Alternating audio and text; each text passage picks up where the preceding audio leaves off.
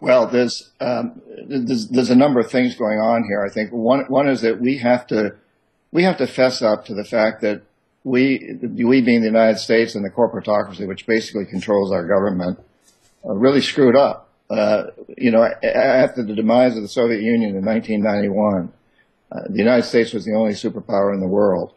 But rather than using that as a real launching pad to do great things in the world, we exploited people. And again, it wasn't so much the United States, it was big corporations, but they used the United States. And the United States went along. Let's face it, nobody gets elected president in the United States without huge corporate support. It's not Obama's fault. He wouldn't get elected if he hadn't taken that support. And then he becomes a servant to the corporations.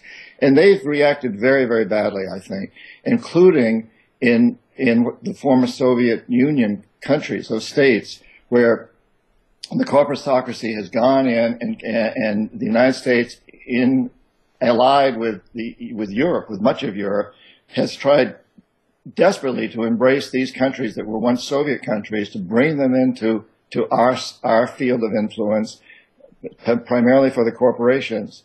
Russia has taken exception to this. And many people in those countries have taken exception to this. Many of those people speak Russian. They relate more to Russia than they do to us. So I think we made some classic errors there. Now, when I say the issue is complicated, it's also complicated because, in a way, the corporations want to see this struggle going on. The threat of war is good for business.